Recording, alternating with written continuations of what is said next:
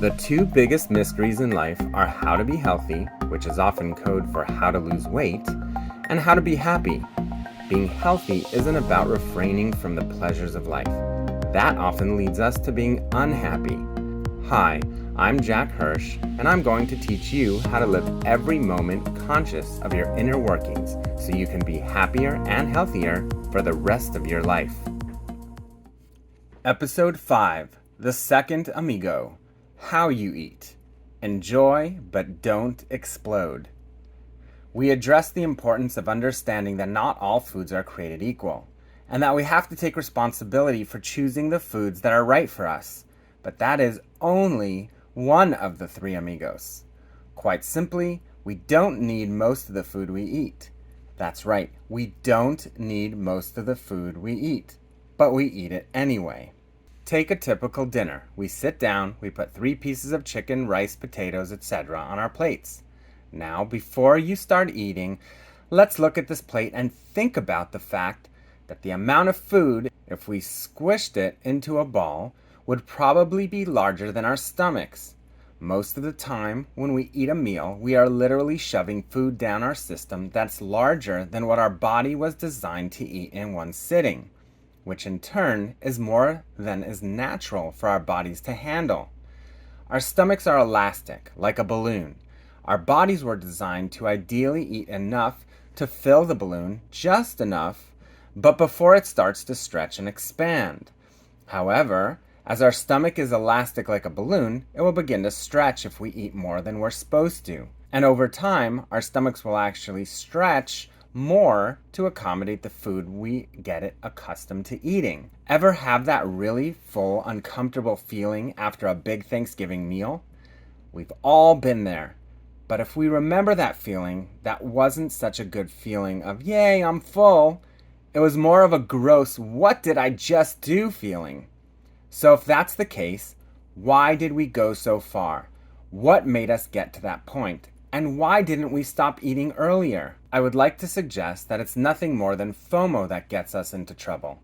Yes, the ridiculously irrational feeling of missing out. On food. Food that lasts a few hours and is gone. What's going on in our heads? Oh, that chicken looks so good, and if I don't eat another piece, I will regret it later. Or, I am so full, but that dessert looks amazing. If I don't have it, I will never know what it tastes like. I'm not telling you not to have it. The title of this podcast is Enjoy, but Don't Explode. So don't explode.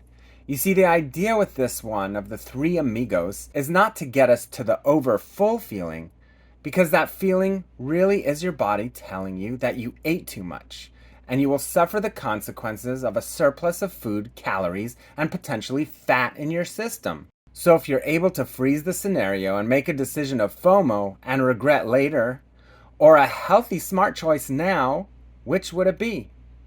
So again, I will reiterate, let's eat what we want. Really, eat the cake, the turkey, the gravy, even the marshmallows on the yam. Just eat enough to be happy and healthy. It's not as hard as it sounds, and I can guarantee that after the meal, when you aren't walking away like you are 25 months pregnant, that you're going to feel proud of your accomplishment. And more than that, you will have a lasting result of actually being in a healthier place than if you dropped a bowling ball down your gullet every time you sat down to eat. What I'm suggesting is that we just have to use our brains when we eat and not our stomachs. If we want to live healthy and have a healthy body, we need to really truly know that eating 1 piece of chicken and 3 spoons of rice and 1 small potato is all we might need for dinner. We can't let our stomachs tell us what we need to fill our plates because it isn't true. What you will soon realize after finishing your meal is that you feel satisfied. You won't feel full and bloated like you probably did before, but you will feel satisfied. Science will tell you that it takes about 20 minutes after eating for our brains to tell us that we are full. However, many of us continue eating until our stomachs feel stretched and physically full, which ultimately is the wrong place to stop eating. Learning to live with this process will be a little more challenging because our brains have been so convinced over the years that you're only full when your stomach feels it. You're going to have to retrain your brain to know that you're done when you ate a normal portion of food, and this might take some time and practice.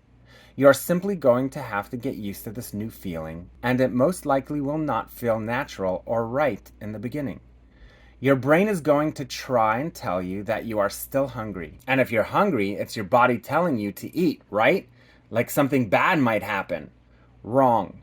There's a part of our brain that says we should eat as much as possible because who knows when the next time we will eat will be. So let me get really full now. As I mentioned, for most of us, we're pretty certain we'll be eating 2 or 3 normal meals a day, and we just don't have to let our brain try and convince us to eat more than we need. Not if we want to live healthy and have a healthy body. Unlike Amigo number 1, which is easy for our brains to comprehend the idea of choosing the right foods because we were raised in a basic understanding of healthy versus junk food. We just know what foods are typically good for us. The difference with this Amigo of how to eat is that you're going to need to be strong and confident that this is the new feeling, and it's a good feeling. It's a feeling that you really have to internalize to become a part of you. We have to get used to the idea that you just ate enough food to be satisfied, giving your body the energy and nutrients that it needs, but not the excess food, which simply gets converted into unwanted fat storage.